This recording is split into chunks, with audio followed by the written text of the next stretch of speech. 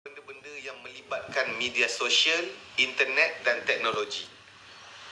Saya bagi tahu benda yang saya yakin antara peluang yang paling jitu di zaman moden. Kepada yang masih muda, libatkan diri korang, belajar, tak kisahlah kau kerjaya apa pun, tapi kau kena belajar menggunakan media sosial, internet dan teknologi dengan cara betul. Pergi belajar. Okey? Saya baru tulis. Okey, saya buat konten ni dah almost 11 tahun.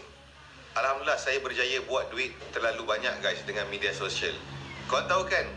Saya buat konten dekat Facebook, saya buat konten dekat YouTube, saya buat konten dekat TikTok, IG. So korang tahu kan, dekat platform-platform ni kita boleh dibayar melalui konten tu.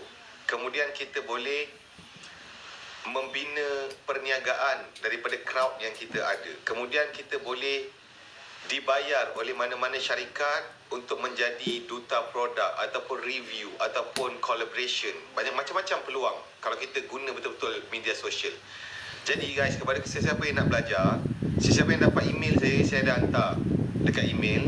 Ataupun sesiapa yang nak belajar macam mana saya buat, lepas habis live ni, korang tekan dekat IG story saya ada letak dia punya link. Korang tengok, lepas tu korang isbahkan.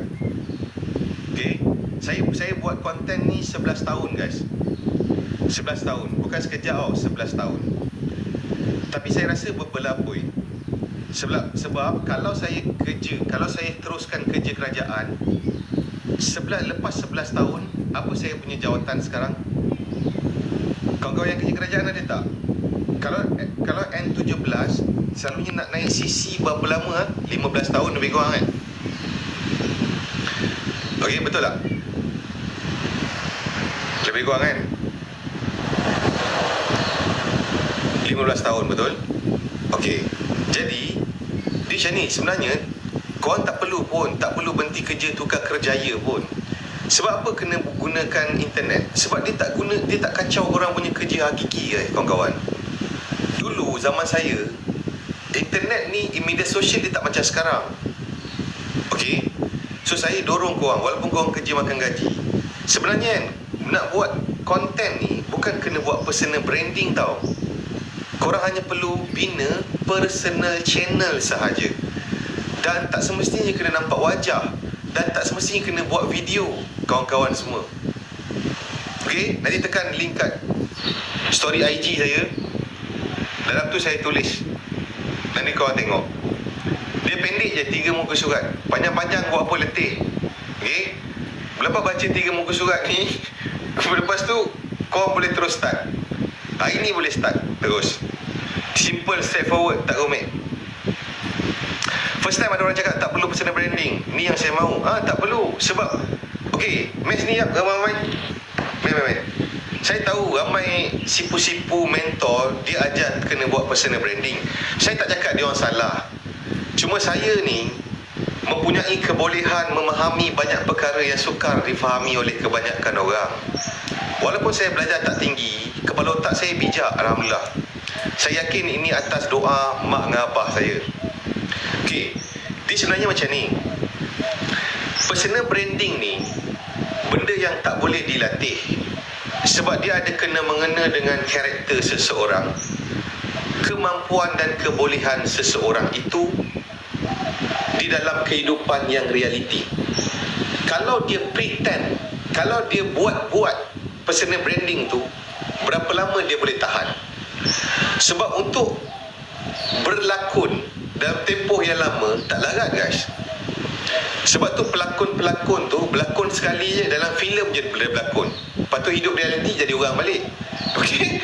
Sebab tu berlakon drama je berlakon, dalam hidup realiti jadi orang balik. Kau faham? Jadi sebenarnya ramai orang keliru. Kita bukan kena buat personal branding. Kita hanya perlu bangunkan personal channel. Channel ni di zaman moden dia berfungsi seperti channel di dalam mainstream media. Kau faham? Okay, now sini dekat sikit. Saya nak buka kepala otak korang.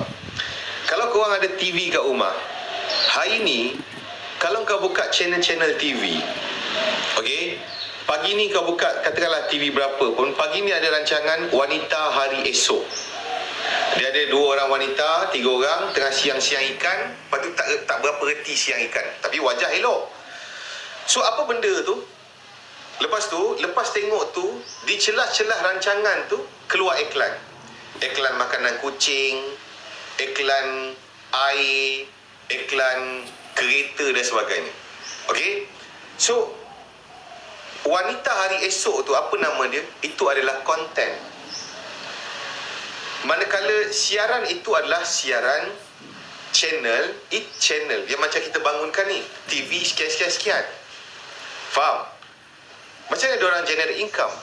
Disebabkan ada crowd, disebabkan ada data, maka diorang generate income daripada iklan.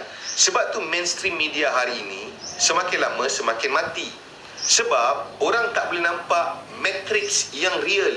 Berapa banyak engagement, tak boleh nampak. Contoh, keluar Wanita Hari Esok dekat TV. Orang tak tahu berapa ramai tengok, tak boleh komen, dia tak real. Tapi hari ni sebab tu media sosial telah banyak tewaskan mainstream media jauh. Sebab orang boleh tengok real matrix. Okey, dia boleh kira berapa view, dia boleh interaksi dengan benda tu. Faham?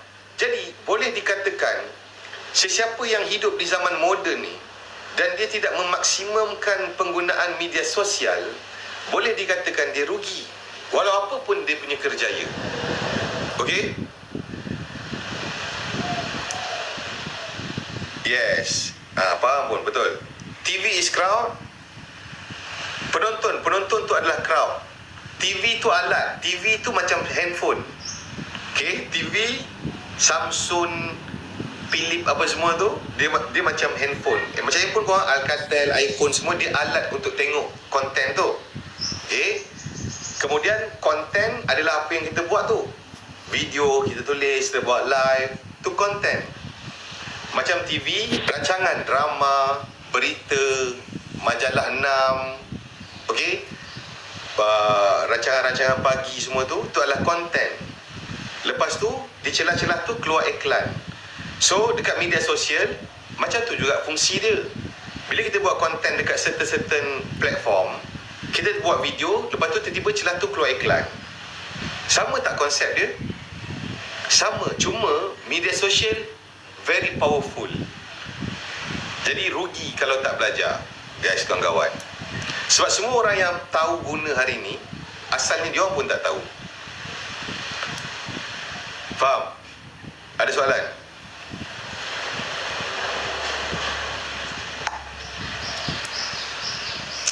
Salam, macam nak tahu berapa orang dengar radio? Tak ada matrix dia, melainkan dia orang je tahu. Sebab tapi jangan fikirlah, buat bening je. Radio pun sama. Macam mana radio make money? Lagu adalah konten. Faham? DJ adalah konten, orang yang menyampaikan konten tu. Okey? Di celah-celah radio ada iklan. Tak handsome tak apa, janji kaya, bla bla bla bla bla. Kan ada iklan-iklan dulu kan. Boleh dapatkan sekian di bla bla bla bla macam tu. Tu iklan. So company ni dia nak iklankan dia punya business, dia bayar kat stesen radio. So stesen radio dapat buat income. So daripada income tu, untuk memastikan lagi ramai orang dengar radio dia ambil DJ yang ramai penganut. Okey? So bila dia ramai crowd, dia boleh jual. Dia jual dekat company-company ni, okey, ini crowd kita orang, pendengar pagi berapa juta, petang berapa juta. Awak kalau letak kat iklan, harga dia sekian-sekian. Untuk orang bisnes, kita memang nak crowd. Okey?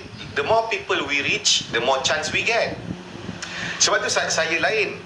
Ada orang meniaga, disebabkan dia tidak boleh buat sendiri. Tu saya cakap, personal branding ni kita tak boleh train. Ada orang meniaga, jadi dia kena bayar. Dia kena bayar influencer, dia kena bayar selebriti, dia kena bayar pelakon untuk jadi dia punya duta. Macam saya boleh buat semua. Jadi saya menjadi duta kepada company saya. Jadi saya bayar diri saya lah daripada saya bayar entah mana-mana pelakon. Okey. Daripada saya bayar mana-mana influencer, saya bayar diri saya sendiri sebab saya boleh. So itu kelebihan saya. Saya boleh semua. Tak ada satu benda pun yang saya tak boleh. Nyanyi boleh, bercakap boleh, menulis boleh. Lagi apa? Push up terbang boleh.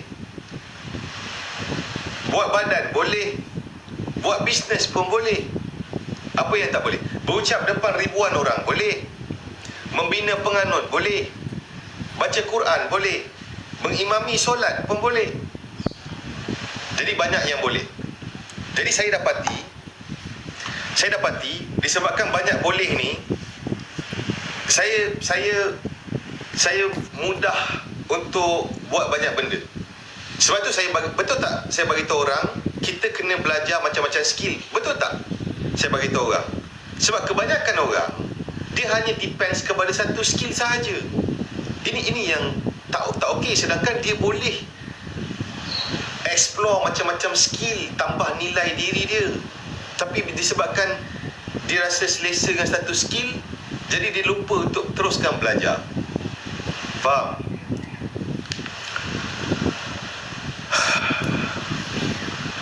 Betul ke abang takut bini? Astagfirullahaladzim. Tak tuan. Sebenarnya dia macam ni kawan-kawan. Bagi saya, dalam hubungan suami isteri, dia kena respect each other. Okay, dia kena respect. Ada banyak benda dalam hidup ni, kalau no, kita sebagai lelaki kena ada ability untuk say no. Saya kesian tengok segelintir lelaki, dikala isteri dia terkinja-kinja di media sosial, menayangkan bentuk tubuh dan membuat perkara-perkara yang mengundang kemurkaan Allah, ada suami tidak ada ability untuk say no. Kesian. Di akhirat nanti Allah akan tanya tentang nikmat yang kita ada. Okey? Saya kesian guys. Dan saya yakin benda ni adalah disebabkan semakin jauh daripada agama sebenarnya. Sebab dia macam ni, saya believe macam ni. Seorang lelaki apabila dia jaga hubungan dia dengan Allah Azza wa Jalla solid, okey, secara automatik Allah akan merahmati lelaki ini, seorang suami ini, dan membuatkan isteri dia menjadi seorang wanita yang menghormati suami dia. Yang mana-mana apabila suami dia bagi tahu benda-benda yang tak boleh, maka isteri dia akan akur bahawa suami dia bagi tahu tak boleh di atas dasar kebaikan. Solution memang agama guys. Tak ada cara lain. Okey, korang tengok west, korang tengok barat. Barat punya ketamadunan manusia makin huru-hara, betul? Lelaki suka lelaki, nak sebut jantina pun tak tahu siapa lelaki siapa perempuan. Lepas tu pening macam-macam. Sebab apa? Sebab jauh daripada agama. Simple je. So kita masih syukur, walaupun hari ni dekat Malaysia kita tengok macam-macam lifestyle barat sudah diadaptasi di dalam kehidupan, tapi kita kena ada golongan-golongan yang mengajak manusia kembali kepada agama. Dan kena ada orang dia macam-macam. Ada orang yang memang dia tegak pakai kopiah, pakai jubah, kena ada. Ada orang kena macam saya, Lia namun jinak, tapi Lia namun jinak. Okey, walaupun ganas tapi ajak orang jadi baik. So kena ada macam tu. Faham? Teruskan. Kepada yang siapa dalam proses jadi orang baik, teruskan. InsyaAllah, semoga Allah pimpin ke jalan yang lurus.